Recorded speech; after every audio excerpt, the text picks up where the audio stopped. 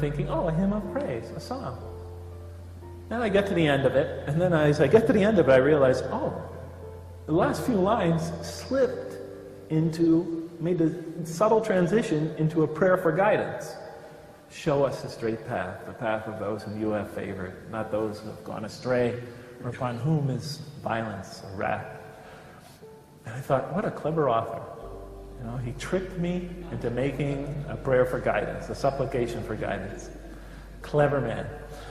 So I assumed the Quran had a human author. So I turn to the next surah, and it begins Alif, Lam, Mim, 3 Arabic letters. Then that is the book, wherein no doubt is the guidance for those who are on their toes or vigilant. So I read it and I look at it and say, so are you talking to me?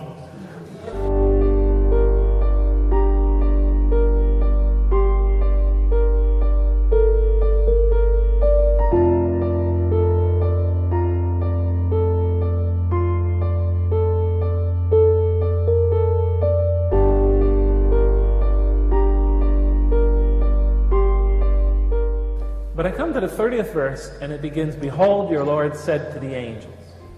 So we're about to hear a heavenly announcement, a heavenly election, a great moment. I'm going to put a vicegerent of mine on earth, a viceroy, an emissary, a representative of mine. This is a noble election. God is about to create man and assign him a noble role. I immediately said to myself, no, he obviously got the story all wrong. Man is not put on earth to fill some noble role. He's put on earth as a punishment.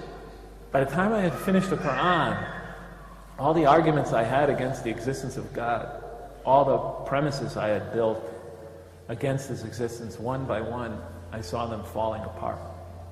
I understood how you found in the Quran answers to all your objections to the existence of God. But what made you believe in God? She's a very bright girl. Because she understood not having an argument against is not the same as having a reason to believe. And I told her, honey, it's hard for me to explain, but as I was reading, as best as I understand it, as I was reading through the Quran, and one by one, the sort of fortress of the wall I had built between myself and the belief in the existence of God, as that wall began to crumble one by one, piece by piece, what it feels like to be a Muslim. I used to ask good questions. Can you tell me what it feels like to be a Muslim? I mean, how do you feel in your relationship to God? How do you experience it? What do you experience?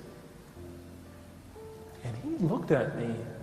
Turns out this guy was sort of an expert at dawah, at talking to others about his faith. And then he said, and when we pray and put our nose to the ground, we feel a peace, a joy, a rest, a coolness that's impossible to describe.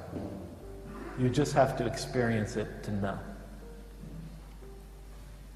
And he said to me, so would you like to become a Muslim? Ashadu. I said, Ashadu. And la ilaha illallah. And I tell you, with each word, I felt like I had been dying of thirst all those years. And with each word of the Shahada, it felt like somebody was dripping a drop of water into a parched throat.